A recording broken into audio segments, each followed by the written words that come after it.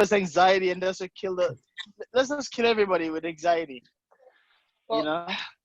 you know what? I'm pretty sure the other panelists will come on. We'll just get started. What this is called, basically, this is Soccer Talk. That's all it is. Soccer Hmm. Talk. This is our 5th episode. You can find it on YouTube. And every week we have different panelists. So you can be reoccurring. You can keep coming on. That'd be fantastic. And it's something we do every Saturday around 11 o'clock. We spend about an hour, could be an hour and a half. Usually all previous podcasts were about 90 minutes. So I think somebody just came on now. And there he is, my main man, Neil. What's going on, brother? All right, guys, okay? Every time I see you every week, that beard or that goatee keeps getting thicker, brother. So is the hair, hence the hat as well. It's okay. Mine, I don't have a hat yet. I have mine full of gel, right? So mine's windproof right now. If I go outside, like it just keeps staying like that. No worries. It's done. It's all good, man.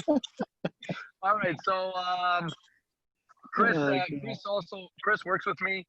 He's my assistant coach for the U16 girls.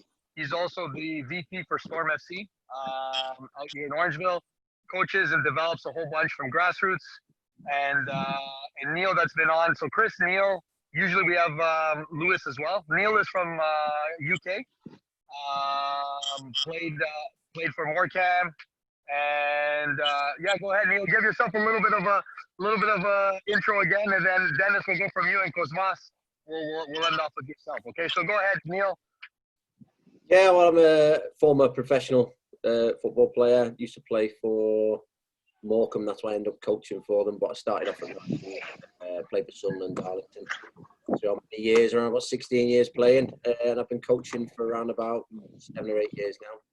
And I take a under-18 team in Morecambe, so they're a team at Morecambe, and I coach younger players as well, so 9 to 16 as well, so a broad range really, but next best thing to playing. True. And yourself, Dennis. Well, before your intro, I just got to say something, okay? So when my daughter went to the TFC camp, I know you're gonna intro yourself, okay? And I saw you do those tricks out in the field there, man. I'm like, man, my eyes just popped out of my head. I was like, what the?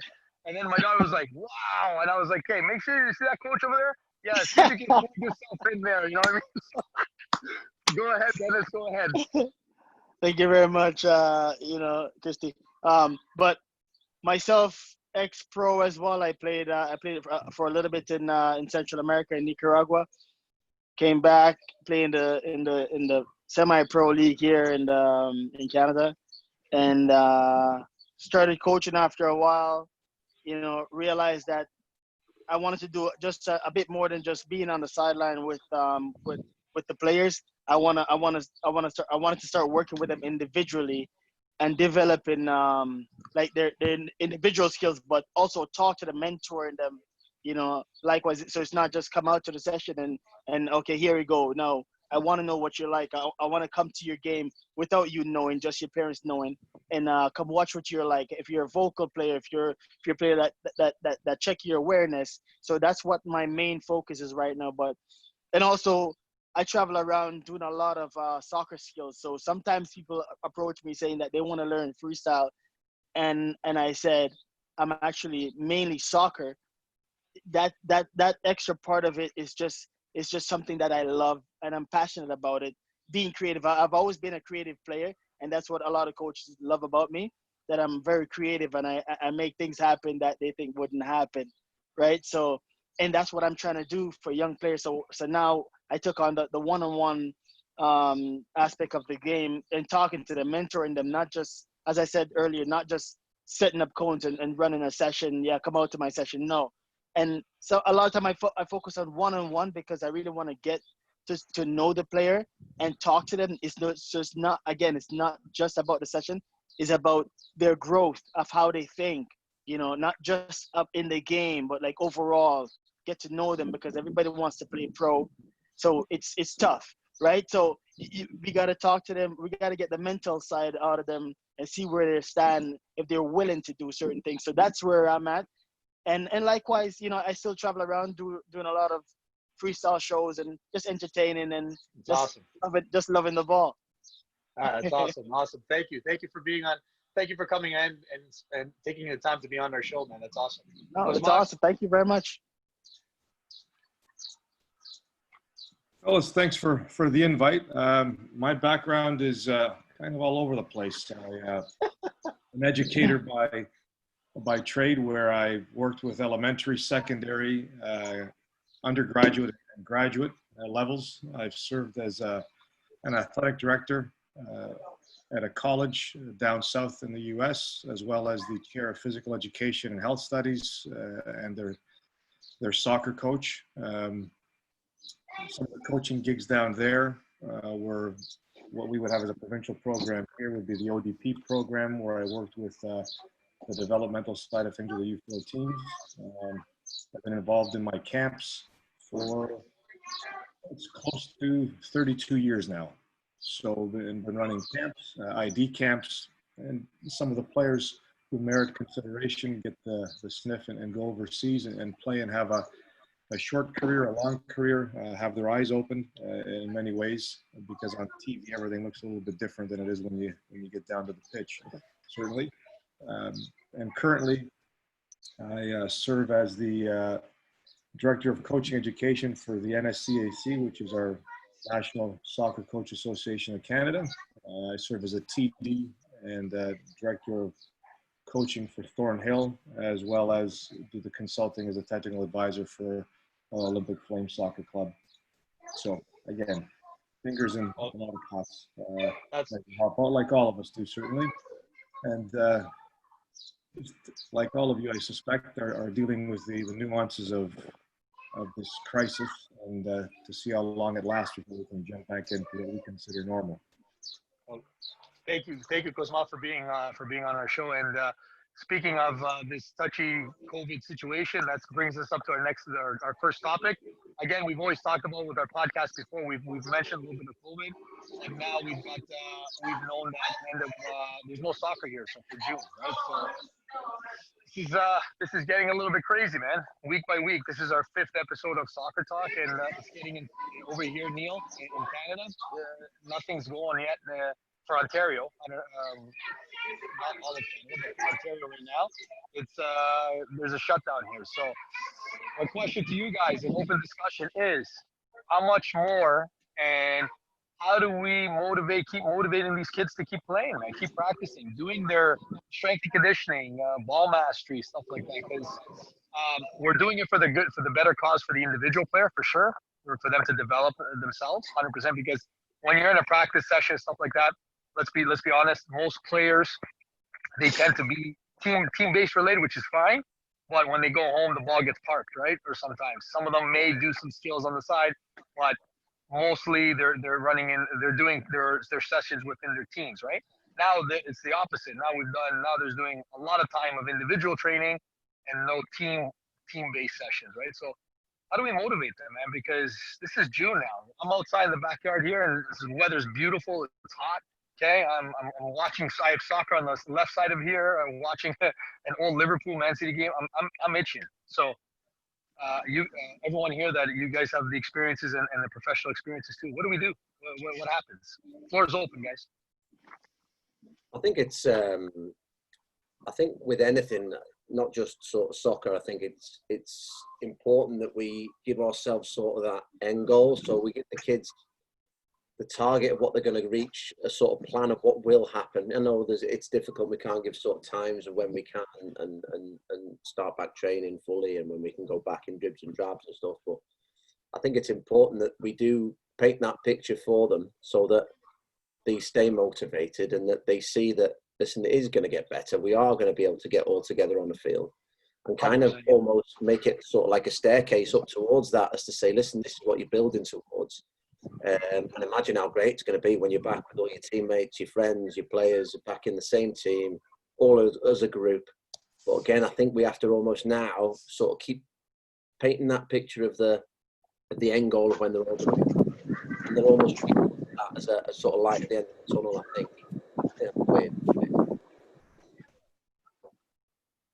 Anyone else on that? It's Sure. oh, go ahead. Sorry. No.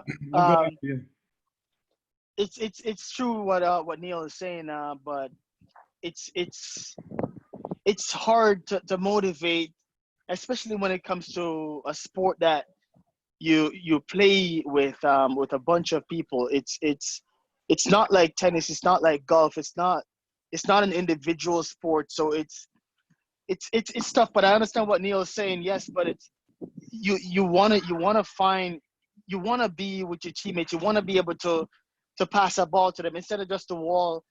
And it's great, but and also you have players that need to be in that environment, working with either better players or just having a teammate, even to just exchange a word with, pass the ball here, control here, move in certain space.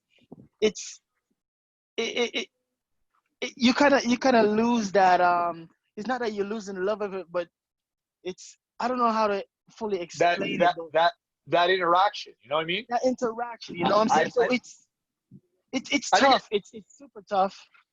I think it's the physical. What I also think, just to go on that point, Dennis, is I think it's also the visual cues. You know what I mean? Like Yeah. when you play a pass to a ball or to a wall, when you play a pass to a wall and you get it back, of course, the wall doesn't have any physical characteristics. It's just a wall. So when you play it back and forth after a couple of times, yeah, it's going to be repetitive. You can work on your individual training, which is fantastic on That's that. true. Yes, 100%.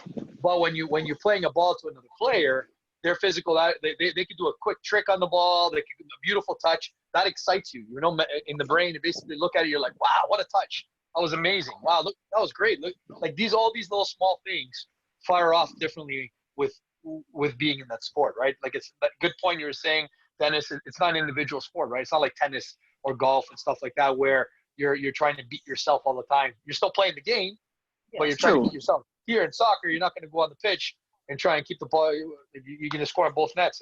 You're going to get tired more than anything else. You know what I mean? So yeah, you can do the practicing and stuff like that, but I definitely see what you're saying on that for sure. Cosmas, you were saying something? Sure. There's several things that I think we need to consider, and I think the banging of heads that occurs is that there is a side of all of us that wants to be on the pitch as quickly and effectively as we can, and then there's another side of us that has a concern that what if we get on a pitch and one of these children is ill, and in the illness, knock on wood, something happens to that child and they're not able to participate. So there's the balance of trying to figure out what you're going to do, and it almost becomes a bean counting, an actuarial conversation where you look at the risk management of what you're going to do, and every program that you're involved in has risk management. Every program you work with has some kind of risk management, and the risk management is from an individual perspective. We believe in ourselves and what we do, and we have to have that same belief of those that are around us. But that oftentimes isn't met that way. And so you might have someone coming into a training session, whether it be in the present environment of having one coach for every 4, and in the US in phase 1, it's 1 for every 9 in these environments. How do you test them? Do you have the capacity to test and allow these kids to play? That's the business side of it, and that's the administrative side of it. From a non-business side and a purely player perspective, the players, the children that are playing in a developmental level are the ones that we're at risk losing oftentimes, especially when they have other things to do. If you're in a football mad, soccer mad environment, then those students, those players, those children. Hey guys, is it me or is it? Yeah, go ahead. I'm sorry, Dennis asked a question? No? Okay. So in those environments, it's a little bit different. And I'll take the Canadian experience here right now, where we have a lot of kids, players, students, athletes that are mired in the game, but they also have other options. So if we don't have any kind of football, any kind of soccer this summer, we're going to try and do this or try and do this and try and do this, and we may lose those.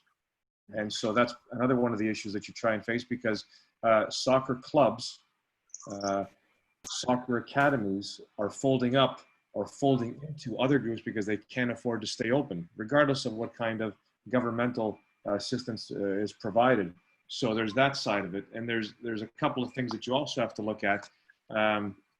So, for example, in Nova Scotia, they've closed down competitive soccer for the summer as of now. So the province of Nova Scotia made the decision that we're not having any type of soccer, football, period, done. Any competitives, all they're doing is skill sessions and evaluating the kids out based on their regional situation, their regional problem. And because we're such a vast country here, we have the challenges of being in Orangeville as an example, which a population base is about I'd say 1/15 of that of the GTA of Toronto. And so how many kids in Orangeville are going to be affected in the same manner that are going to be affected in Toronto, in Montreal, in Vancouver, and so on and so forth? 100%, yeah. And then the challenges that maybe Neil would face back in the UK are substantially different because in a professional environment, you have professional standards that are put into place by the club. Whereas here you have amateur programming, you have clubs that are not professional clubs trying to follow guidelines that are set forth by a governing body that is taking direction from a medical professional, saying things like, we're going to evaluate our new normal, and then we're going to formulate and design activities based on professional standards, which haven't been established yet. So you're sitting waiting, and the question in the comment is, hurry up and wait. You know, just hurry up and keep waiting, and you're going to keep waiting and waiting and waiting to see what happens. So we know what present training looks like. It mimics being in a 10 by 15, 10 by 20 space with 3 or 4 kids and trying to work in that space if you only have that space. But let's say you have a greater space to participate in. Can you have players playing in different sets of the field, which is something that I've set up for several clubs. And simply in conjunction with the clubs, we've set up the space so that we can use it, but it also requires X number of coaching staff to be there in successive periods of time. So you, on a full-size pitch, let's say you have a pitch that's 110 meters or 100 meters by 60 meters, you can set up comfortably a variety of stations, but you also need to have those 12 individuals that are going to be coaching, running those stations in blocks. And so in my 20 by 20 space, I can do this. Yeah, but I have a question for you. Cosma, is exactly like you're saying, right? Well, why don't we do that? Why don't we set up those stations? I get what we're saying in terms of kids' health and safety and stuff like that, but don't bring them in and don't huddle within 40 kids or 20 kids or 10 kids coming into a practice. Don't huddle 10 kids. Come into your stations, have everything prepped like you do your session, set up your quadrants, whatever the quadrant may be, have a ball in every quadrant just like you do your sessions, right? And away you go. You come in there. Kid's not going to, there is no interaction between 2 feet, 3 feet, 4. You can have it bigger. And what you can work on, yes, it's not fully the game in terms of having that contact, but what you can work on definitely is you can work with your defenders. So your back 4, basically work out in the space across the pitch. You can have your midfielders across the pitch in the middle and have your strikers. And what you can be doing is basically ball distribution right at the beginning. You know what I mean? So sure. passing the ball from one side to the other, quick passes, aerial balls, control. There's so many things. As long as the thing is, this is what my question is. My opinion is you need to get these kids on this field. They need to put their boots on. They need to go on the field. They gotta start running on this field because it's a different atmosphere. You know what I mean? When you're on a field and say you're playing as a right back and you want to play that ball up to your right striker, you know what I mean? You can have the opportunity to do so. When you're at home, when you're in your house, you're gonna do a couple of toe taps, a couple of side shuffles, maybe a couple scissors, and that's as far as it goes, which is good for the individual development in that area. But if we're doing protests like we mentioned before, and we're doing all these things, and there's 1,000 people there, if we control it and organize a field in the environment where we can have extra quadrants, why not? No one's gonna. How can we prove that we're gonna risk getting anybody sick? That's my question. You know what I mean? Like if you have protocols coming into your venue, car parks over here, parks to the right, car parks over the left. You go up this laneway, you go up this laneway. You know what I mean? Have someone there monitoring it. Like you do when you go to, sorry, go ahead. Chris, go ahead. I'll follow you, Chris. No, I was just going to say, like when you go to Canada's Wonderland, sorry, Chris, when you go to Canada's Wonderland or you go to the X and there's that parking guy that takes your money, have a guy there basically directing you what direction. You know what I mean? So when you go to Home Depot and you go pick up your curbside material, go to stall number 14. Well, incorporate that. I know it's not an essential business, but incorporate that as well with these kids to play. That's all I'm looking for. Maybe I'm venting a little bit frustration, but that's all. That's all on my end. Okay, go ahead, Chris. I think the challenge is that based on all the different health units in the, like, we'll just take the province of Ontario, it's going to look different from town to town. Like, you have the city of Guelph has closed the fields until September. The town of Caledon has just announced that no permits will be released until August. So every area is looking different. And if you don't meet, if each club or each academy doesn't meet the requirements or what each health unit feels is an appropriate level of distancing, then they're not going to release a permit. The towns won't give you a permit to, even here in Orangeville, they've asked us, what is your plan? So before we provide a permit, so right now in Orangeville, the permits are closed until July 6th, which is probably consistent around most places. The parks are open, but we can't do anything organized. And if we don't provide a sufficient plan for what the town is, I guess, deems acceptable, then this town doesn't play, but maybe another like Rockwood would be okay, or Cambridge. And so it really, the challenge is that Ontario Soccer can release a return to play program and strategy, but is it going to be observed, or even are you going to have the opportunity to enact it from area to area? And I'm seeing it's really different messages. Like, every province has taken it so far and has done a different view of releasing. Quebec's on their own. They're going to be playing games by the end of June. Manitoba has a 3-phase plan, and they're back to training. For phase 1 will be training, and then it kind of breaks up after that. But it's those timelines, and I think it's not so much even going to be up to soccer. It's going to be up to the health units and the province for what they're going to allow, or what their comfort level is, with regards to, like, we have universities that aren't even going to open in first semester. They're going to do everything online. So you would think, like, they're an older, more mature group, they could distance properly. It's tough with your grassroots kids trying to explain how to properly distance on a soccer field, because they're just going to go. They're going to go to the ball, right?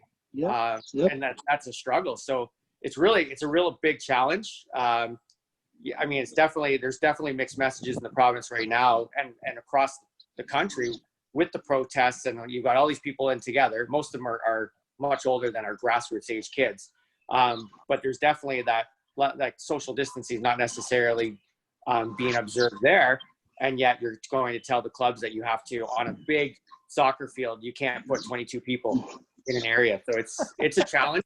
It's going to be a huge challenge for every club. And it's almost like the clubs will have to take the return to play, and then, okay, from their own health unit, what's the acceptable level? And it's a challenge. And that's why when it comes to even travel soccer, how does a district manage it when you've got, in our district, you've got Waterloo is going to have a limited number of fields available to them. You're going to have, because they're not bringing all their staff back, so they're not opening all their fields. You've got Guelph's not going to have fields at all for the season, so they're going to have to look for a place to play. So it's such a challenge administratively as well. It's going to be very interesting in the next 2 weeks to see. So I do believe you'll see something by the end of next weekend. I think Ontario Soccer will have released the plan, and then all bets are off, right? Then it's really the nitty gritty. Everybody will have to sit down and see what's going to work. Can we make it work? Hey Neil, I was going to ask you, out in England there, what's happening there? Are they starting up? Did they get the green light? I know Premier League, I can't wait, starts on June 17th. So I'm all pumped up, ready to see that. But what's happening with the soccer? Yeah, it's very grey area over here. The country situation is a little bit like what Chris was saying, not even so much a protest. We've had good weather over here, so people have flocked to the beaches. Doesn't look like they're doing any sort of social distancing. So it's the rate of infection that they've got to keep an eye on. If the rate of infection goes above 1, then we have to lock down again a little bit. That's what the government has said. So it's relying on sensible. Now, in terms of the Premier League have got the money and the funds to individually test every single player, so they can keep them out. So, for example, they'll all have been tested before they go into training. So when they do go into training, they know for a fact that none of those involved, staff, players, anyone involved at the club are safe environment. So that's been done across the Premier League, and that's enabled us to open up and do testing as well. The rest of the country is the money side of the situation, and the money side of sort of the testing capabilities to do it. So, as mentioned earlier, I mean, it is easier for sort of a professional academy to know when to start, because we've got specific guidelines of when we can and can't do it.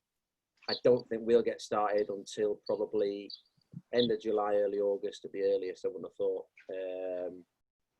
Well, again, the problem that everyone's sort of talking about is we're all itching to get back, and we're all trying to find ways of getting back. But probably the best way to get back is just make sure everything's safe first before we do it. I mean, I think life's going to change anyway with this coronavirus, and we'll have to get used to how differences will be. But I think first and foremost, the infection rate has to drop to a safe level before sort of everyone gets ready.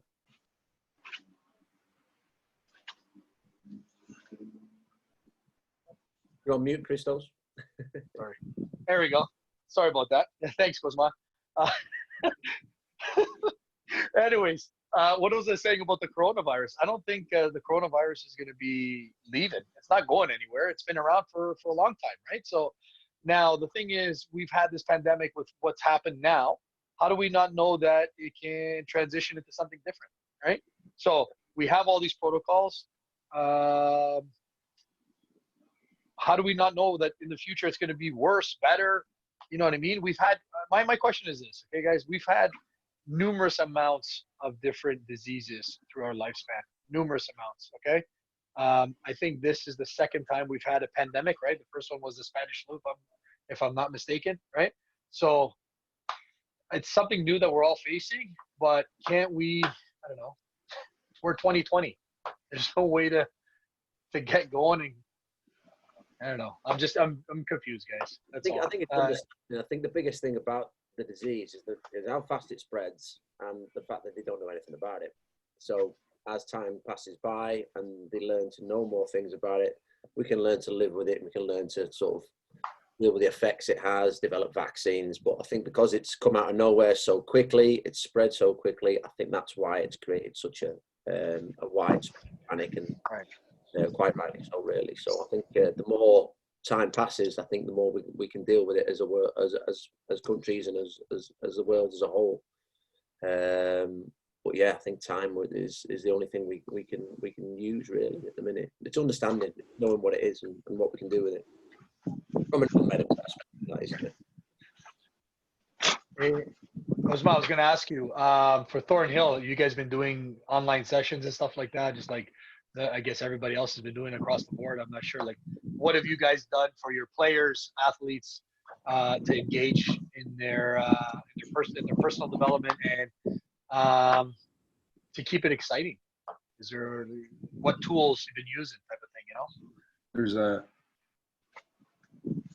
There's a line you look at trying not to cross in terms of what you try and provide the players and their families, and knowing that there are limitations that are in place. Early on in this, we became aware of it. We had a discussion with our board of directors, and again, it was an informal one. And so we had a chat about how things might or might not look.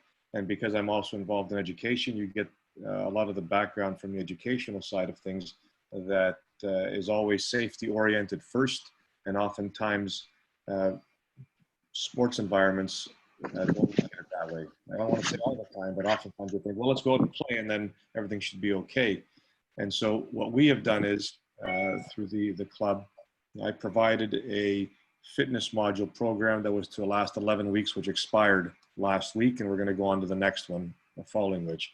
Our coaching staff, if they had any questions, certainly asked, but they organized themselves into having pocketed, closed sessions with 4 or 5 players online as we're speaking now, and that way they could go over those training sessions with those players. We also provided some of the stuff that you see online everywhere now, which has one of our coaching staff or a coaching staff and one player in a closed environment, maybe a 5x5, 10x10 area, going over specific skill work. And then that skill work would progress, and we have it on a daily, weekly basis. We've also asked our players to, instead of just doing that and then going to do something else, to become more soccer, football educated. And that simply meant that they are to watch film and watch games and then evaluate those games and become students of the game as much as they possibly could. For some, it was something they do anyways. And then outside of that, within our parent community, we made sure that they knew that when and if we were to return to play, that we would simply want them to register with us, and so that they knew that their spot was available when they came back, but there was no money involved. There were no funds to be exchanged, like many clubs do, I would suspect. And that way, we're not trying to refund people back in September and October and November as we switch seasons here. It's a little bit different than maybe what Neil is experiencing overseas, where we are saying, you know, our indoor season is going to come up. We need these funds because you've got to pay the district, the province, and off we go in terms of registration. So everything has been done methodically. But the problem that we face, like everybody faces, and Neil alluded to, is that we don't have capabilities like professional programs do, or the big professional programs do. And as Chris suggested, the Ontario Soccer Association has an AGM that is not today, but 1 week from today.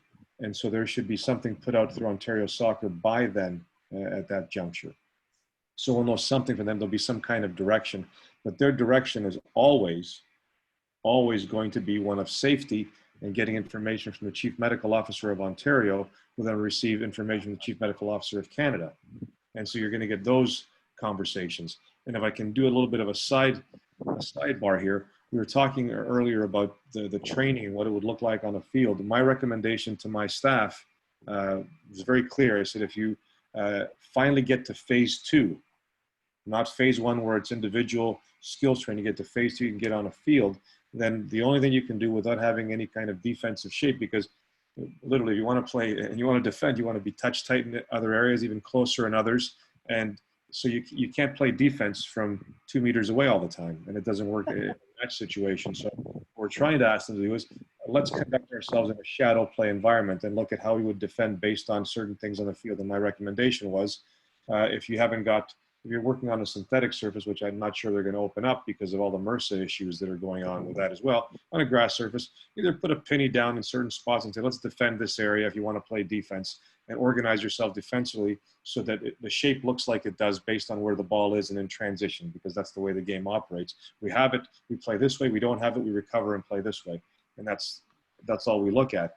Offensively, which is what most of the training has looked like as I've gone around fields and watch people, and they've done this prior to this being legal, quote unquote legal, is shadow play on a full pitch. And so everything is played without limitation to touches, and we play and we move and no one's with us and there's no defense involved, and we continue to go to goal, and then we get some fitness in and go and come back the other way. And so that works because there is the social distancing involved, and we don't have to worry about playing defense in that environment. But that only takes 11 players into account if you're playing an 11-11 side, or 9 players in a 9v9 side, or 7 players in a 7v7 side. So the question that came to me was, what do we do, coach? And then the answer for me was, then we pocket 2 sets of players. Group 1 of 11 players plays, and then they split off the field, and the next group of 11 players plays, and they come off the field, and we continue going in that environment. And that's a best case scenario for us. And so to your question, Chris, about having all these individuals on a field, it covers phase 2's requirements of social distancing. It covers phase 2's requirements of allowing that many players in the pitch, but there is no defense involved. There's no defensive structure involved when you're playing in an offensive game. If you're playing in a defensive game as a coach or as a trainer, you can indicate that by planting that stick in the ground there, I'd like you to recover and play defense in this area as quickly as you can. So it's all about shape, and you're teaching shape and organization, but you can't teach the reaction time of that. Number 11 is as fast as lightning, and I got to get back a little bit quicker than I need to against the number 7, who might not be as fast and might not have the pace, but crosses the ball consistently well. So I got to close him down earlier as opposed to try and catch him later on. There's all kinds of stuff that you can try and initiate, but as we all know, the game is the best teacher. And getting across those basic principles, isn't it? So as you say, if you're doing shadow play, I've done shadow play before defensively. It's a case of getting your back 4 or your midfield 4, whatever it is, in their shape, depending on where the ball is. So you can play the ball. I'm going to travel this way with the ball. I want you to take your position off the ball. So if it's over to the left wing, the right back comes across to that side. That affects the centre back's position and so on and so forth. Now, I mean, in terms of your attacking shadow play, I do that quite a lot. Anyway, on a Friday sort of game day -1. So it'll just be loads of ball with 11 players in their positions, attacking from one end to the other, no opposition. But if you've got more than 11 players, I do a pattern of play as well. So I'll go, I'll have sort of almost, it's hard to explain without showing you, but I've got a goalkeeper one end, a goalkeeper the other end. I've got 2 centre halves, both ends, and they both split and play. So as soon as a goalkeeper catches it, they'll split and he'll play one side. Once he plays one side, they'll have a pattern of play down one side to attack that goal, of different movements, while the other side doing the exact same, going down the right-hand side. So they'll work down the right-hand side and work down the left-hand side at the same time. So that enables both. So it gets no opposition, but it keeps more players involved. Like you were talking about, you can only get 11 on. So there is ways of doing it with slightly more than 11. I'd say maybe 14, 15, 16 in terms of a pattern of play situation. But again, it's incredibly difficult because they're now working on their individual stuff. The ball mastery is really important for them. But the most important thing, which we've been talking about, I've been having a few Zoom calls with the PFA over here, the Professional Football Association. A lot of the work we've been talking about is the game's a teacher. So instead of loads more training, we'd like more of a game to training ratio. So there's more games involved, because that's when they learn, as you were saying there, about which winger's quick. When do I engage and when do I drop off? And you can only do that so much in a training session, which tend to be more manufactured situations.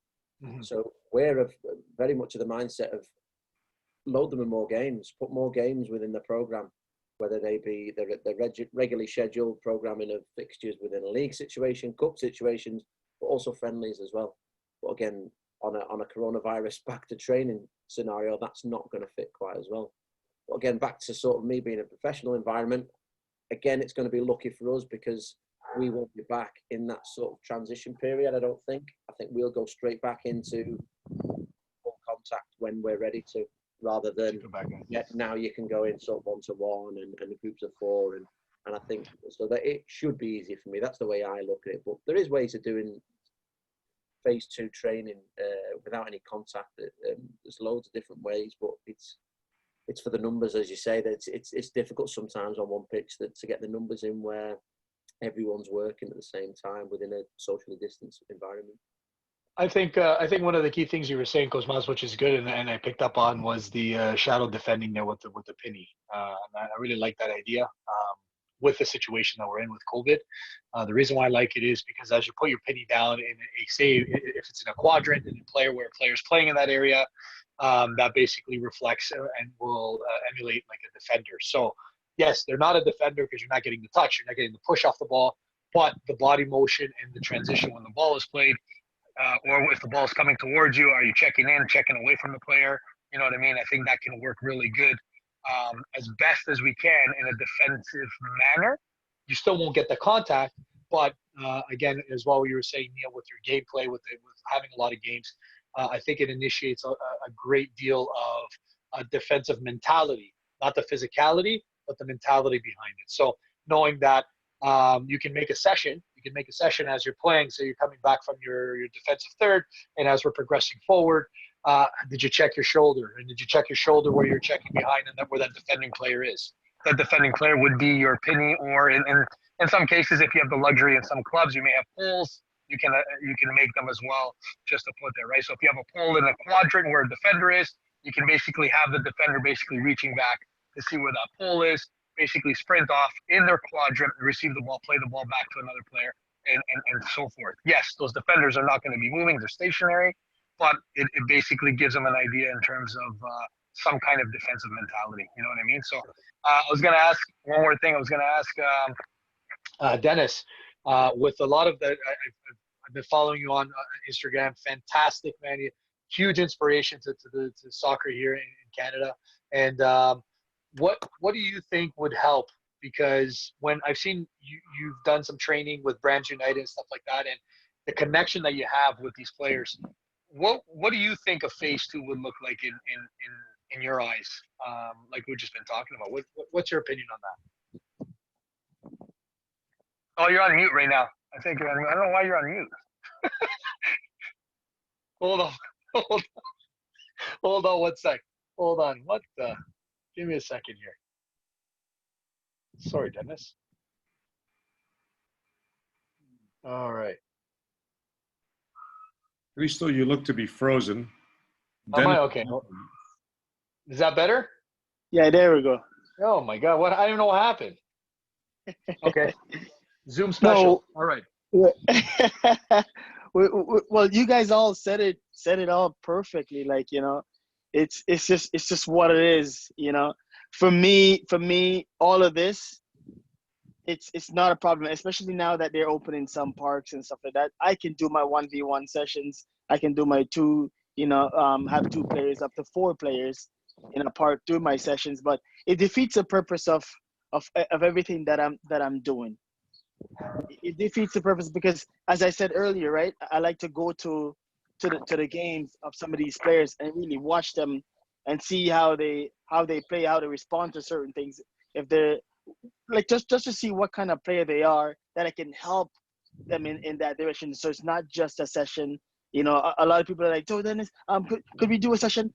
And I look at it and I said, "Well, nothing is actually starting up yet. Have you trained with your team? Is nothing, right?" So for me, some people doing it because it's like, oh, I find a way to just make an extra dollar.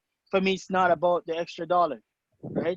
I've done Zoom sessions with Ball Master stuff with Genesis Soccer Academy, and at first I brought it to them and I said, hey, I'd like to do a Zoom session for you guys because I do futsal sessions for them through the winter. Every winter, I'm the one that does it.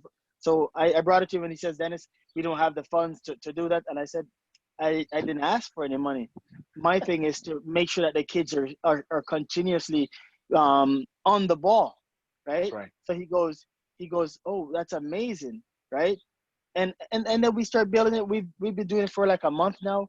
But again, for me to start my 1v1 sessions and stuff like that, it kind of defeats the purpose for me as an individual, like just to come and say, okay, my session costs this much. It's not the money. It's what I want to see the players growing in the game. You know what I'm saying? So again, it goes back into just I just want to see the growth in the players. So it's not just about the session. You guys have said it like pretty much well done. Like, you know what I'm saying? Because everything you guys said is pretty much it's so true. We can't do certain things, and we have to modify everything that we're doing in order to get the players on the ball, on the field, you know what I'm saying? But for me, with my 1v1 sessions or 2v1, whatever the case may be, I always have my players with contact. So everything that I do is pretty much contact. So then again, you know I have to start thinking like what Cosma said, right? It's you have to start set up certain things so that the players could go through the shadow of shadowing of the motion, going through all of those kind of things within the game. But then again, it gets repetitive, and you're not getting that game. But and there's another side of the game that mentally you can train them mentally. But after all of this, we put them back out there. Everybody gets timid. Nobody knows how to take a hit. Of course. It changes, but I understand we have to learn how to adapt to certain, things that's going on in life. I'm saying unfortunate with the coronavirus and all that stuff that's going on, but as I said, you guys have said it all, man. Like all I could do is like, that's true. That is so true. And there's more that we can add to it, but you know, we're gonna go in a circle, trying to find a different way. But the higher heads have us by the neck right now, so we can't move, we can't do anything. We have to wait for them to say when to make the move, the green light, and you know. It's funny because I've had players, they've asked, you know, and they're like, well, when we get back to things, I'd like to get to, I want to try for the provincial program, or I want to get to this area. And my basic response is, every player, you're fantastic, you're a great player, you have a lot of good characteristics, but right at this moment, we have to see what the return of play is, right? Because yeah, you can work on your individual work, right? But if you're away, two things that I believe will happen. You're away from the game for so long, right? When you get back to the game, the ones that are itching to play are going to be either extremely more aggressive than they were before because they can't wait to play, hungry, or the players that are not that were starting to be aggressive may be retracting, right? So it's going to be different here. Like at a professional level there, Neil, I see what you're saying. Once they get into the gameplay, it's going to be back to regular, okay, guys, 11v11, no stands, no fans or whatever, but you're going to be playing the game, right? Which is fantastic. For us, at an amateur level, it'll be different. Yeah, you'll be able to identify the individual talent on the field and the space, but how is that player going to be in a game realistic situation? And you can keep playing, but Dennis, you put a good point to that, is you have to be involved in the actual game itself. You have to be you got to learn from the game, right? Like you'll be able to learn on the pitch and playing the ball and pinging a 30-yard pass onto your next player, which is fantastic. It's good. But what about the pressure? But the pressures, there's no pressure. Exactly. Yeah. The pressures are not there. So the pressures, you can ding a 30-yard pass, okay, from one end to the other consecutively. Say in 10 tries, 8 of them, 80%, you're smashing that 30-yard pass. Under pressure, if you're not ready for that pressure, you're not going to get maybe not even 20%, right? So that's where it changes, right? And that's where it's a little bit, it's crazy. We're all in this together, 100%, and we all want to see the outcome come in where we get back on the field and play our soccer, the sport that we love and we're passionate about. But question for you. I want to reiterate what Neil suggested and said in terms of the phase play and the form play and how we organize ourselves. You can create sure, 100%.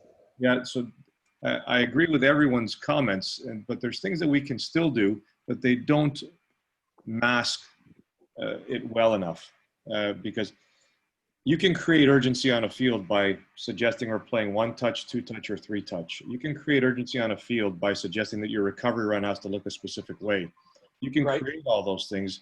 But as Neil and Dennis have indicated, it doesn't match. It doesn't feel exactly the same way it would in the game. And in training environments, specifically early on in the training regimen, if you will, leading up to a season, if you're looking at an outdoor season, you don't get on the ball right away.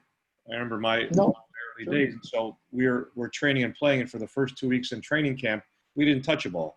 And then after that, then you continue to go. Well, our kids have become accustomed to, especially in North America, a little bit of a different environment. And so everything is on the ball training. And so the culture here is a little bit different. We can, however, as Neil suggested and Dennis suggested, create an urgency in how you play. And that can be by indicating that you have X number of seconds. So the modifiers in your training are time and space.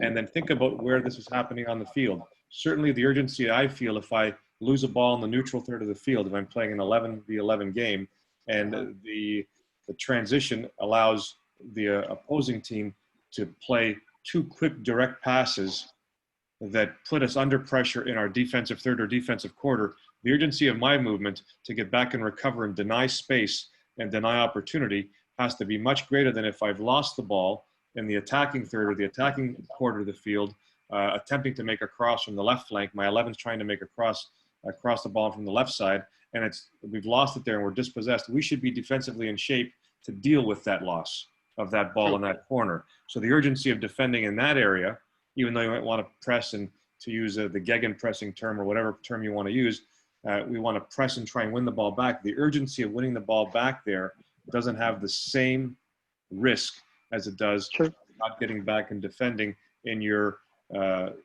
defensive quarter, if you will, wide of the 18-yard line on your right side. And so we try and teach that, and we can create urgency, and we can manufacture urgency, and it'll help kids when they get ready to play. But again, it never, ever masks the, oh my goodness, I've lost the ball here, and I've got to get back and catch that player. And then that striker who's acting as a target lays the ball off, and they play in 3 passes. They've gone through beating our line. Well, the key thing is that you'll be able to do set parameters and set modifiers for urgency. But the thing is, the honesty behind all this is we'll never be able to replicate the quick transitional of the game when you lose the ball. You know what I mean? So that's the only thing. Like when you're playing, you're coming out of the back.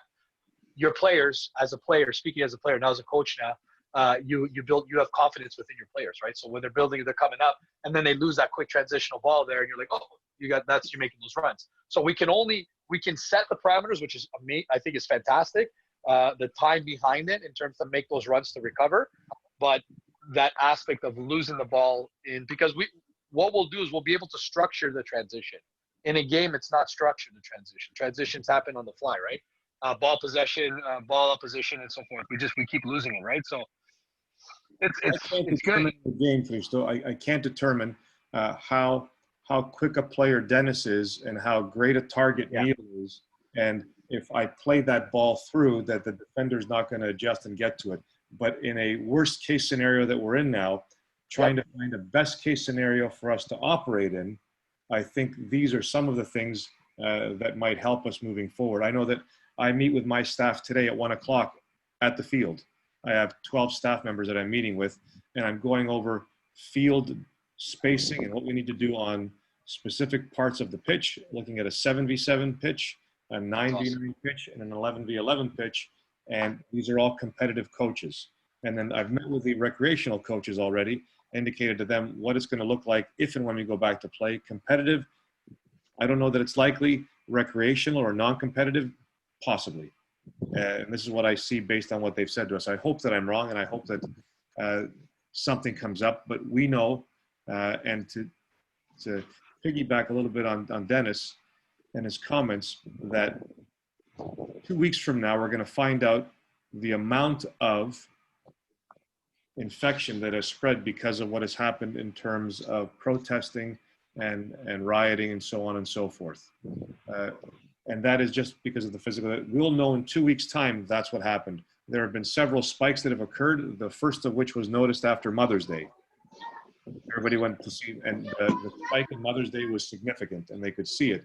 So what is the next significant spike going to suggest if, and hopefully if, after all these things have been looked at by medical professionals, and the 2 week spike doesn't have a significant jump, then I think they're going to tell us, go ahead, phase 2.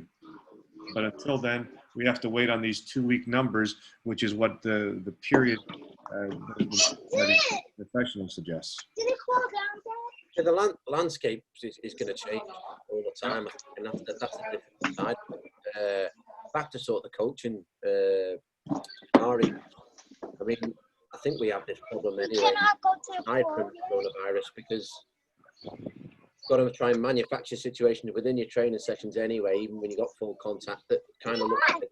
And talking about maybe going back to sort of more game related stuff, more games, because we always say that, well, that's certainly something I believe in, that the game is the teacher, the coach is just the guide at the end of the day. Yeah.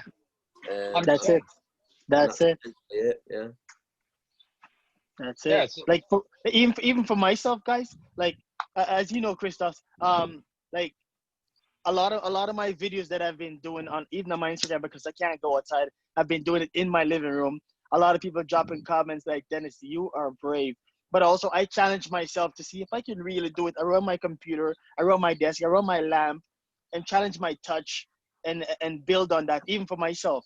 Sometimes I've done like a double around the world and hit my TV, and I said, okay, I can't do the double around the world now. Okay, because I got to be careful. My wife's going to cut my head off if I break the TV. So now it limits me on what I really want to do and what I can do. And then sometimes I push myself a little bit, and then I knock over her diffuser, water on the right. So it's trying to find when you're trying to open up and try to play the game to the max, and you're limited, and you're hold on to say you can't do this, you can't do that. You will never know the full potential of what you can do. You know what I mean? So Dennis, when you're is this forced, why your wife has sent you outside? I'm just wondering why you're filming from outside. I think your wife has sent you outside to be safe. No, this is no. I'm at my brother's. I live in an apartment. Yeah. So I don't have the space. I'm at my brother's place right now. So I have the backyard now that I can utilize here and there whenever I come by.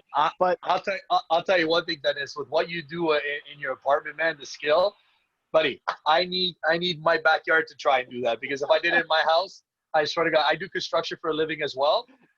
I'd be putting holes all over the place. I'm telling you right now, man. I could do one around. I could do one around the world. Okay, I could do one. I've tried two. Oh my God, I've bust everything up. I've kicked the ball into the next guy's backyard, man. I'm telling you. Can we see a demonstration, Christos? Can we have a little look at that? Yeah, no problem. I'm gonna upload a video right now. Hold on. And I'll put my face on there. I'll put my face, and my face will be dancing around while I'll do those skills. you know what I mean? So it's such a tough thing to yes, we can replicate the game on certain level, but the players that definitely need to actually go through the motion and stuff like that, it doesn't work. It doesn't work the best way for them. You know, like a player that's really technical, really good, even before all of this happened. They can adapt to a certain thing, then they can understand. But the players that need to get to that point, they won't get to that point if there's no contact on certain level. And there's ways around it, yes, but for them to understand, it's hard, because then you say this, and then you say no, you can't, and then it's so hard. Oh, yeah, it is so difficult. I think we've almost come full circle from your first comments, Dennis. I think knowing the player is really important, as you said. Yes. And some players will be able to deal with the situation we were talking about earlier in sort of, and Christos has mentioned looking over your shoulder and imagining a player's there. But some players won't get that. Some players really won't understand and be able to visualize that sort of thing. So I think that's what makes it even more difficult. Your very comments at the start about knowing the player, because all the players are individually different. And even though you see that picture as a coach, and you think, right now, if I set this up, and they'll see that picture, and some will, but some won't. Some just won't get it unless they're in that game environment, and that is the difficult thing, transitioning into that sort of phase 2 environment. 100%. It's so difficult. Just won't get it. When doing a ball mastery, when I'm doing with the U6s to U8s, and then I do U9s to U12s, you know what I mean?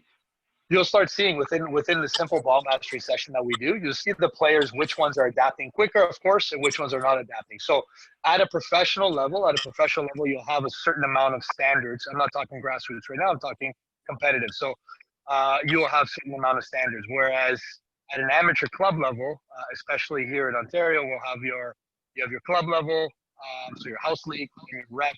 Then from your rep, you'll have your OPDL.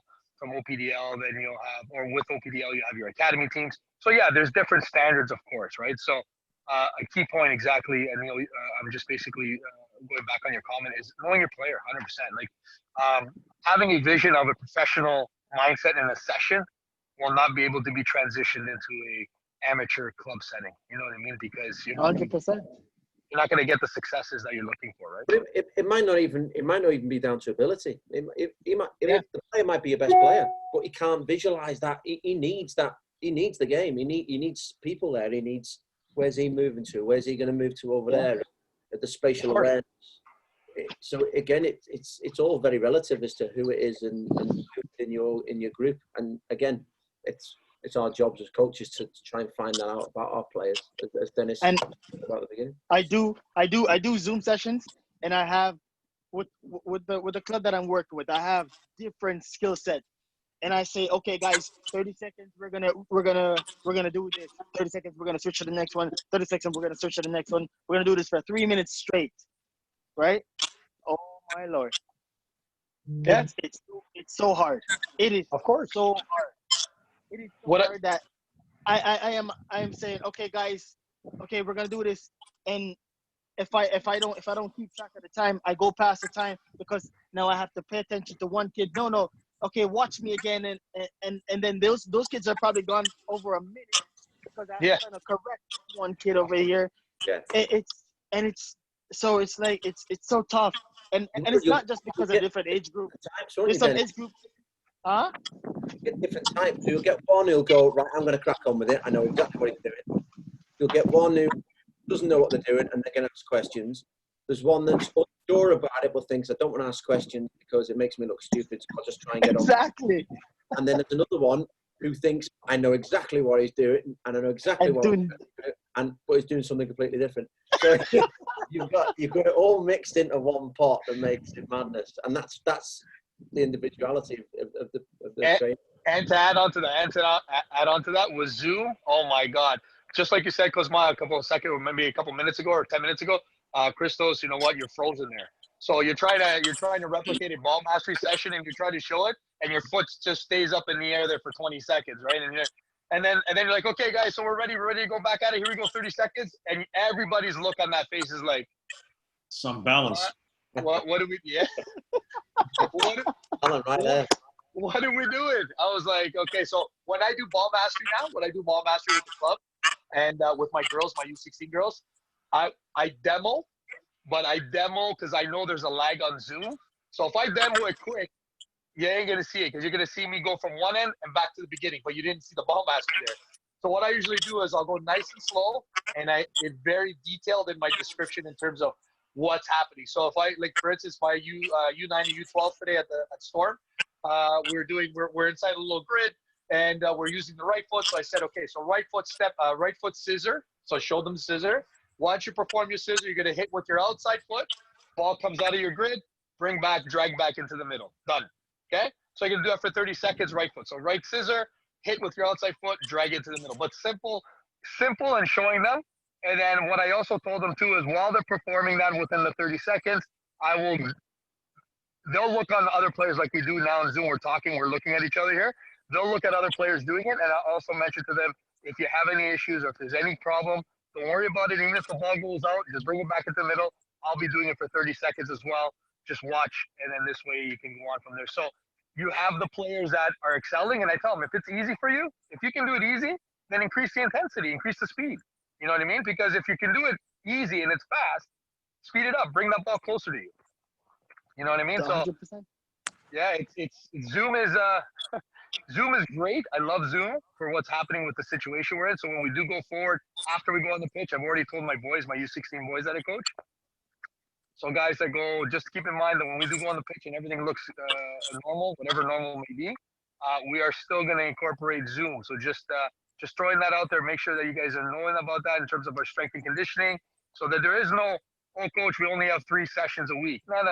So now I can get you in your own home and be like, now we'll still do strength and conditioning. So phrase Zoom on that, because back in the day it'd be like, oh, I need another facility, I need to go here, go here.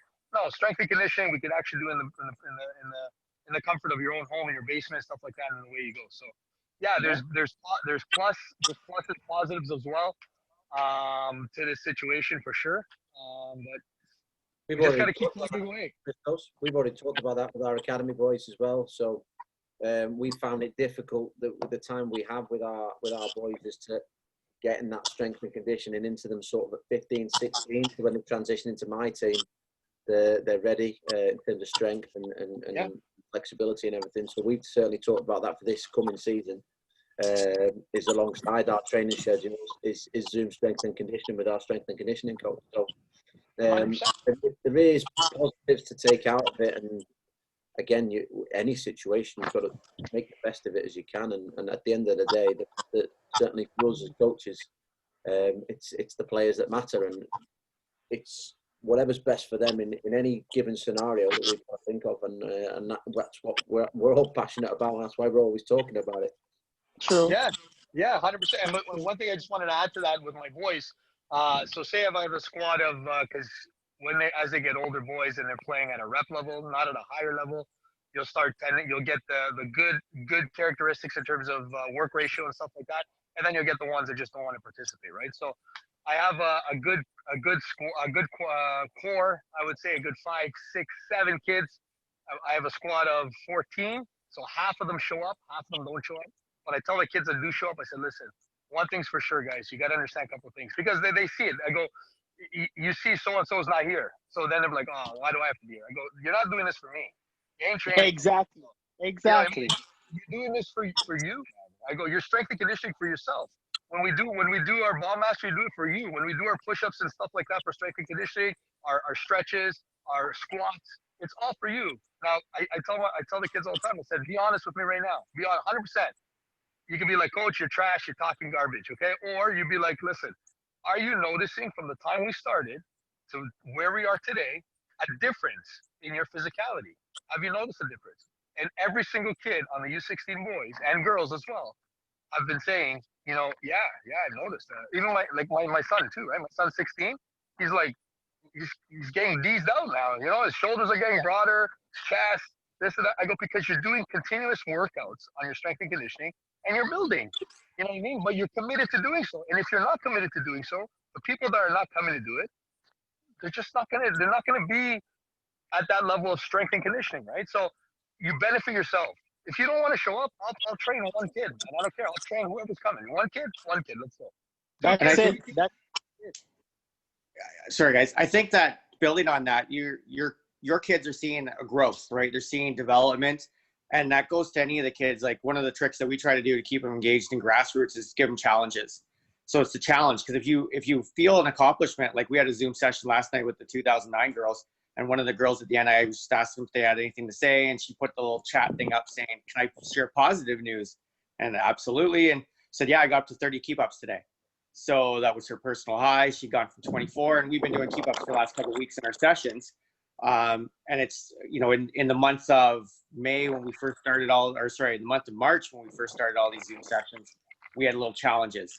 And then when we stopped doing the challenges, the numbers slowly dropped off on Zoom from the team. And then we started putting challenges back in, and the numbers are increasing. So I think it's just like anything where, the first question asked today was, how do you keep people motivated to do it? And I think a lot of the kids are motivated by a challenge. Can I get better? Because if you see yourself getting better, regardless of if it's the touches or speed workout or your strength and conditioning, you'll stay engaged. And that's the challenge that the coaches have right now, is how do I continue to offer something up to show growth? Because if they're showing growth, they're probably going to stay more engaged.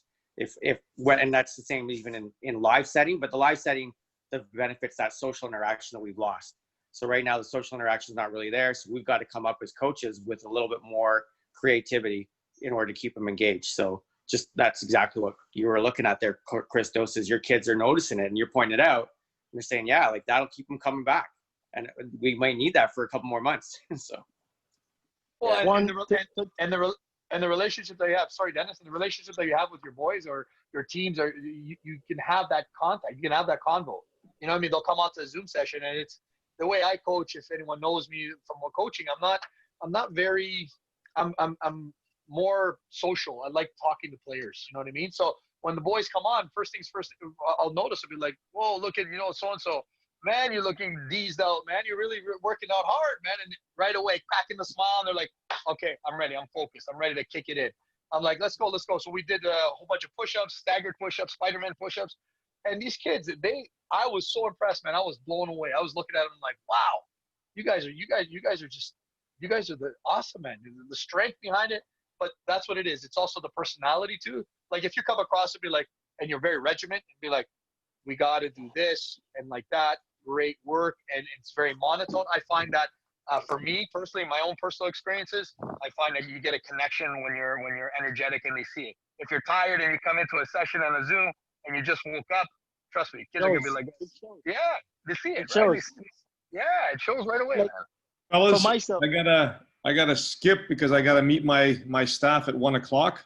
You got it, Cosman, no problem. Number one, thanks for letting me join the party. I hope I can see you guys all again, and stay healthy.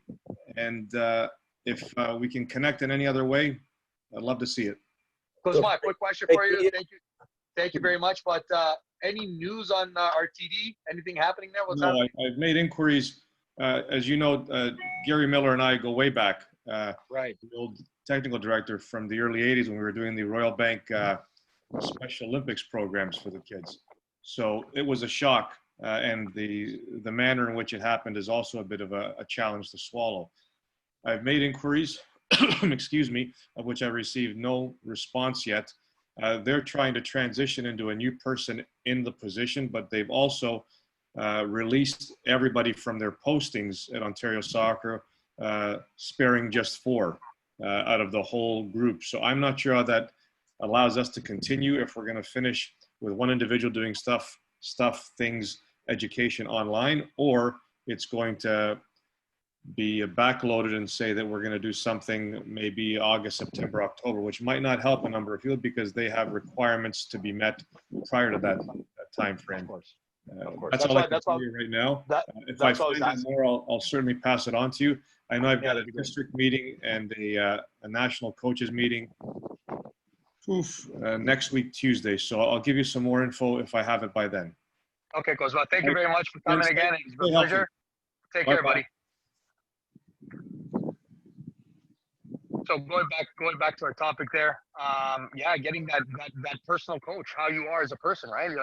You're energetic, you're coming across, they feel it. You're very monotone and people can't hear you, they feel those vibes, right? So what do you guys think of about sorry Neil, just one thing.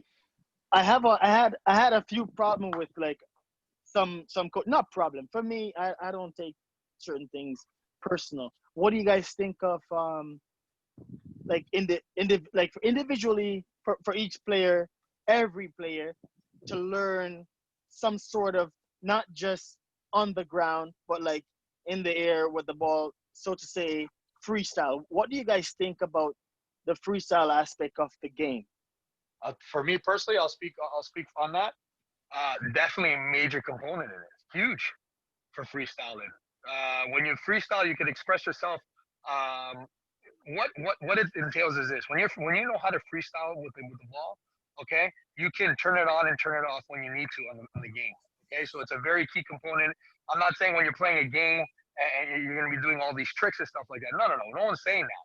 But you need to know how to be comfortable with the ball. So if you can do tricks with the ball, can you imagine when you're dribbling with the ball what you can do in terms of comfort? So one of my favorite players of all time, I always say, is basically Ronaldinho, man. Ronaldinho, for me, when he changed for me personally, when I was a kid watching Ronaldinho, when he came on and he was playing, my eyes popped out. I was like, what? How did he do that? I had to stop, rewind. If I was recording the game just to see it. But on that note, from my opinion, guys, freestyling is a major thing in order for confidence and development for players. Yeah. Anyone else?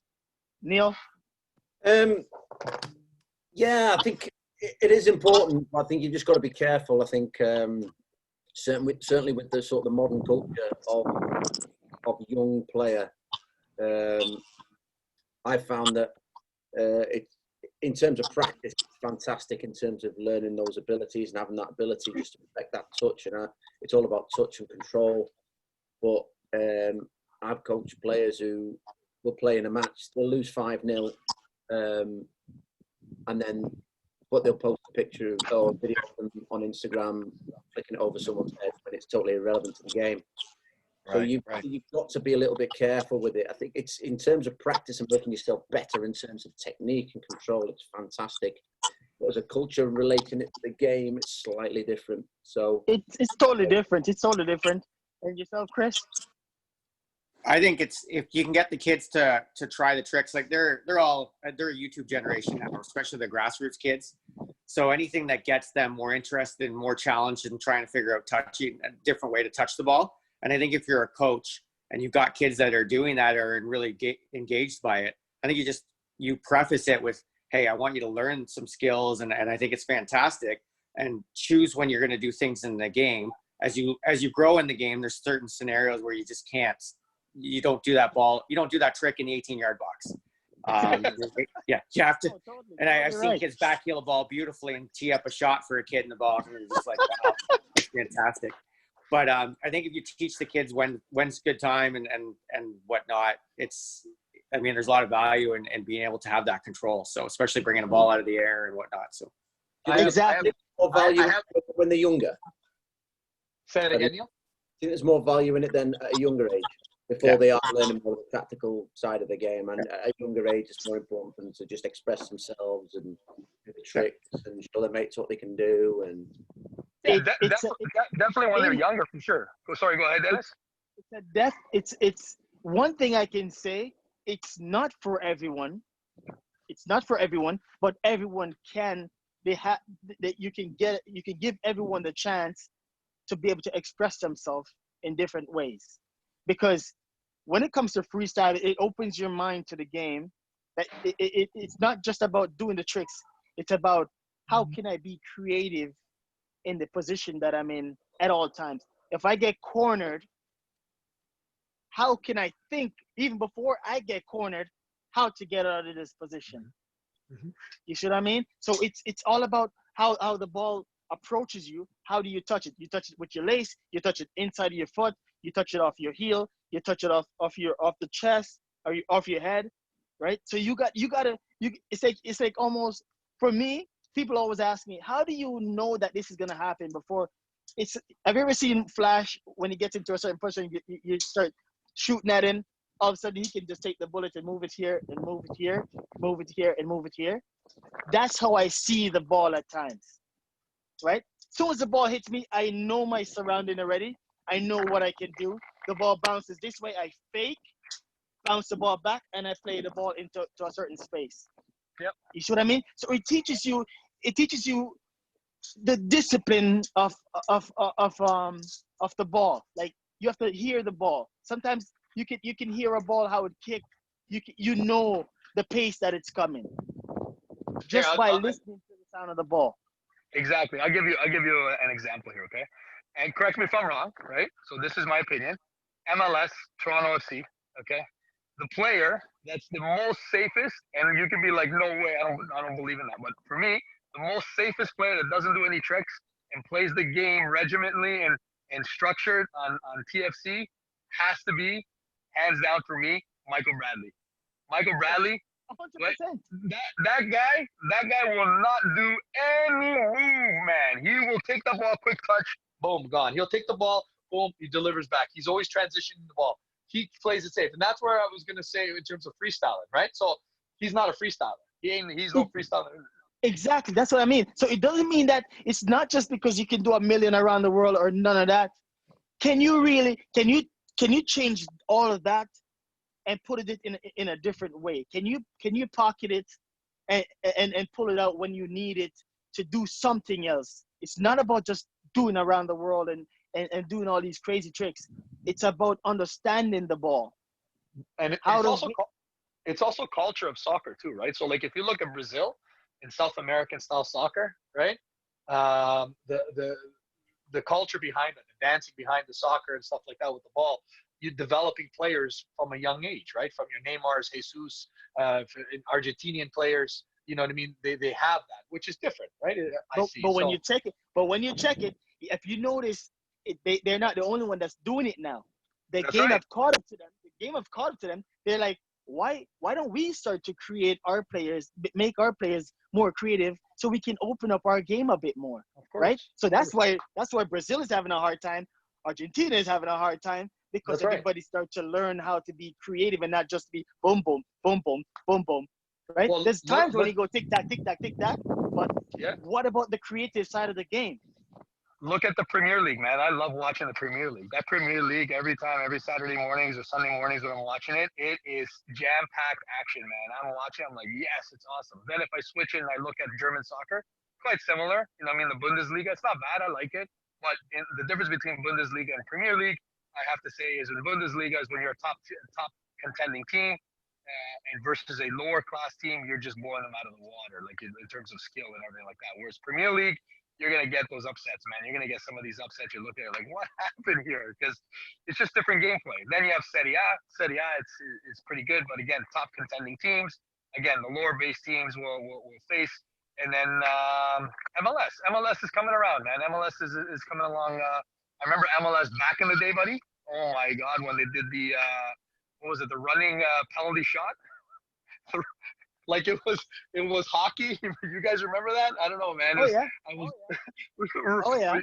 running penalty shot, man. The goalie's in the net, and this guy's running with the ball. I'm like, what is going on here? But different times. Okay, so things are changing, evolving on that. But yeah, definitely freestyling and things like that. In order to build confidence as a player. I had a kid. I mentioned it to her, and I had this thing that as you said that your daughter comes to the TFC camps. Yeah. Right? So Yeah. we're about to shoot like a little it's like a soccer chain for like, you know, all different kind of players, the coaches, and we're gonna include like 2 players. Maybe I might have your daughter do a video. You know what I'm saying, for me, Yeah, and sure, send it to me as well, because I'm including a few players and mostly the coaches, and we're gonna try to get one of the TFC guys to be a part of it. But I said I shoot at a DM to one of the players that normally comes to the TFC camp, and I said, hey, such and such, would you would you like to be a part of it?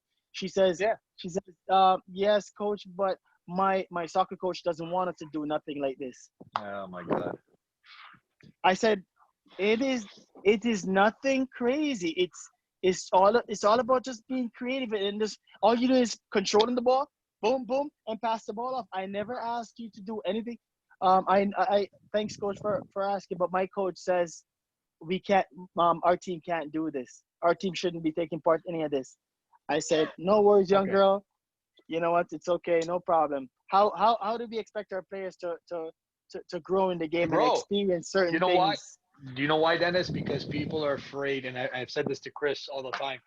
I have players on my team, on my girls' team, okay, that will take personal training, strength and conditioning somewhere else, and they'll go, I'm gonna go do extra. You know what we say to them? Go do it. Yes, Go, it's man. benefits You have you. 7 days a week. You have 7 days a week, and you have time to go do it. By all means, go do it. Do everything that you think, whatever it takes in. Because if you're gonna stay. If you're gonna leave, it's your choice. I'm here to coach. So today, tomorrow, in the future, I coach whoever comes here. I'm not gonna say I don't own players. I don't own you guys. I'm not gonna hold you down and say, you have to stay here. No. You go ahead. Receptiveness, man. Big time. Receptiveness. I'm a strong believer in that. But one thing I gotta say, I've had players that hit me up and say, hey, coach, can I train with you? And I said, okay, what day are you thinking? Because I have a few days that we can do it, and this time of the day. They say, can we do it on Sunday? I said, Sunday? I said, normally everybody pretty much play on Sunday. They said, yeah, because my son and my daughter, they're in this and they're in that and they're in that. So I said, so when do you get to rest? Yeah. I said, no, I can't take you on as a player. You know what I'm saying? For me to do a session with you, one, you're gonna come to my session and you can't do anything because you're tired. You need that rest. So I sit the parent down and I said, your child needs rest. Yeah. Your child needs rest. They cannot train 7 days a week plus play two or so. No, this is too much. Yeah. When's your rest period? Of course. Neil, do you guys find the same problem out there in England? Yeah. It's we have we have training nights. We find it's around about under 14s, under 15s is kind of the most difficult for that, is because you've got they train with us Tuesday, Thursday, Saturday morning, and then they play Sunday. But then they've got school games of a Wednesday evening, school training sessions maybe of a Monday. And then what you're in danger of there is not just tiring them out, you're in danger of losing injuries. Yeah, there's injuries. But for me, the biggest thing is there's too much structure then. They need to play football with their mates in the most unstructured environment possible, and none of them are doing it. Like the freestyle part of it. That's the freestyle part of it. Yeah. Right? Yeah, like freestyle part of it. It's like our freestyle back when I was younger was, we're going to play off that wall or off that tree. Exactly. Exactly. That's what I mean. That's what I mean by freestyle, right? Yeah. So, Chris, what's your take on that? Everything's so structured now. Like most of the kids that I coach, soccer's one of the sports. They're involved in, some of them in the wintertime do hockey. Others are doing basketball, skiing. So there's so many structured activities. And I mean, my kids are similar. They're in theater when they're not in soccer, but there's no time to just go out. Like I used to go out, and I mean, obviously here in Canada, it's a lot of ball hockey and stuff. When I was a kid, I was never inside. Even in the wintertime, I had a hockey stick in my hand. In the summertime, I was out. I was biking or I was kicking a ball. So now I find most kids only go out and do activity when it's structured, when it's that time to go do it. So you've lost that creative part. Like I could do tons of stuff with a ball hockey or playing with a stick and a ball, and learn how to do the backhands, learn like flip a ball up and smack it out of the air. And, you know, with a soccer ball, we'd muck around in the park and I would try to curl a ball in off a corner kick. All on my own. Like I didn't have a coach saying, okay, here's your 15-minute warm up and you go out to a park on your own. We don't have that. The streets are empty and the parks are there's nobody there when it's not soccer, like when it's not 6 o'clock till 8 o'clock at night. Social media is telling us what to do. Yeah, that's true, man. Go outside. I usually go out like after I do a Zoom session or after this. My son will be playing video games or like that. Like, hey, let's go shoot some hoops. Oh, we'll go shoot some hoops. Yeah, or stuff like that. Do something differently, freely. Like for me, I like to play cricket. Oh, cricket's awesome. People like cricket. I said I'm originally from Jamaica, so we have that. I played cricket growing up. We played cricket, and also I played soccer. So soccer was my main, but I love to play cricket in the streets with my friends. So it teaches you a different of how to see the ball coming to you. How do you judge the pace of someone ripping a ball at you? So with all of that, that's what I put together and call freestyle. Yeah, man. A lot of people don't do it. Exactly, Chris. Good point, man. Structure. Exactly. You find those players and like, oh, my son and daughter's hockey, baseball, and that's it. And then everything is regiment, right? So, you just do what you got to do, but enjoy it, man. Have fun. That's the main thing. Come to your practice sessions. Come ready to go. And it's us for soccer here in Ontario, man. It's just like, especially out here in Orangeville, it's good. We're trying to build as best as we can, but we have other sports that are more dominant, right? So like hockey and I think it was lacrosse. Hey, Chris, lacrosse there for us was a little bit as a challenge, but yeah, do what you got to do, but come play the sport, man. Come enjoy, go out, do things. You don't see anyone doing anything out there, right? So, but that's what I mean. Like that's when you'll see maybe out of a decade, you might have 10 players come out of Orangeville that actually do something. So for me, it's not about just trying to be a pro. You enjoying what you're doing, love what you're doing, right? Love what you're doing, enjoy it. That's my take on playing any sport that you're playing. If you enjoy it, trust me, it will take you where you want to go. But if you just do it because mom or dad say to do it, bye-bye. Done. Bye-bye. Anyways, guys, you know what? Excellent time. Dennis, thank you it's been already, I told you, man, our podcasts go from an hour to an hour and a half, and it's always just general topics. So, Dennis, I'd like to thank you very much for coming on to our Soccer Talk. It's been a pleasure. Neil, always fantastic. Thank you again. And Chris, amazing for coming on to our Soccer Talk session. We're continuously doing this every week. Again, I'd love to have you guys back on and just continue going forward, man. This is what we do. We get a bunch of us. Could be 4, could be 6, could be 7 of us, and we just open discussion on Soccer Talks. There's no script. We don't go by and saying we're going to do this, this, and this, and this, and it's timed. Talk, man. We came up with this Soccer Talk. We used to do this at Boston Pizza or Tim Hortons with a bunch of coaches and buddies. Now you can. And now we can't do it. So we can park, but we do it on Zoom now. So I think this is good. I think we just have some fun. So again, thank you very much, and thanks everybody for coming. And I can't wait for the next one. So, Christos, thank you very much for having me, guys. Likewise, amazing. Awesome. All right, guys. I'll send you guys. I'll send you the feed to the YouTube channel there. Just subscribe to the channel.